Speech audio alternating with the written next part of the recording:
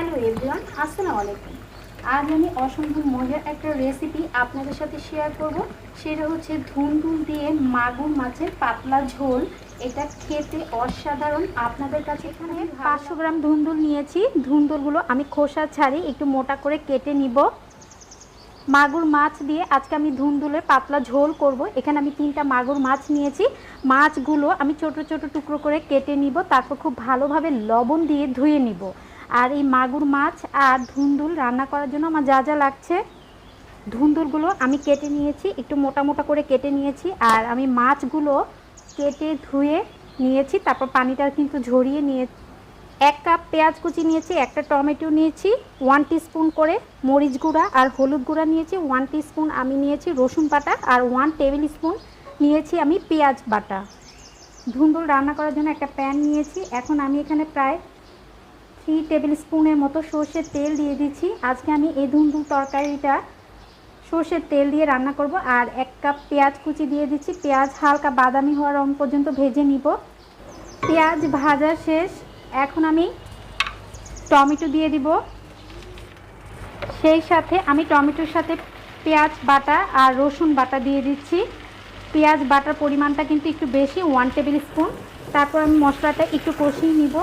টমেটোর সাথে পেঁয়াজের সাথে একটু ভেজে নিব। এখন হলুদ আর মরিচ গুঁড়া দিয়ে দিব, আর সেই সাথে আমি লবণ দিয়ে দিব। পানি ছাড়াই তেলের সাথে আমি মশলাটা একটু ভেজে নিব, প্রায় 1 মিনিটের মতো, তাহলে কালারটা কিন্তু সুন্দর আসে। এখন আমি সামান্য একটু পানি দিব, খুব বেশি না, মশলাটা যেন পুড়ে না যায়, এই জন্য সামান্য একটু পানি দিয়ে আবার আমি মশলাটা কষিয়ে নিব 2 মিনিটের মতো। মশলা কষানো শেষ। এখন আমি ধুয়ে রাখা মাগুর মাছগুলো দিয়ে দিব। প্রায় 5 মিনিটের মতো মশলার সাথে আমি মাগুর মাছগুলো কষিয়ে নিব। মাছগুলো আমি 5 মিনিট পর্যন্ত কষিয়ে নিয়েছি। এখন আমি মাছগুলো সিদ্ধ হওয়ার জন্য সামান্য একটু পানি দিয়ে দিব। তারপর মাছগুলো একটু সিদ্ধ হওয়া পর্যন্ত অপেক্ষা করব। একটা ঢাকনা দিয়ে ঢেকে অপেক্ষা করব 2 মিনিটের মতো। ফিরে এলাম 2 মিনিট পর। মাছগুলো কিন্তু একদম 100% সিদ্ধ করা যাবে না। এখন আমি কেটে রাখা ধুন্দুলগুলো মাছের সাথে দিয়ে দিব। তারপর আমি ধুন্দুলগুলো মাছের সাথে খুব আলতো হাতে কষিয়ে নিব। ধুন্দুল দেওয়ার পর আমি সামান্য একটু লবণ দিয়ে দিব ধুন্দুলের সাথে। তারপর খুব আস্তে আস্তে মাছ আর মশলার সাথে আমি ধুন্দুলটা কষিয়ে নিব। আমি যদি খুব জোরে জোরে কষাতে যাই তাহলে কিন্তু মাছগুলো ভেঙে যাবে।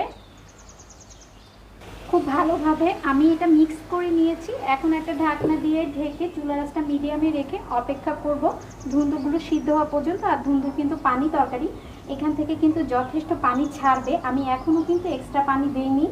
ফিরে এলাম 5 মিনিট পর। ধুন্দুল থেকে কিন্তু পানি বের হয়েছে।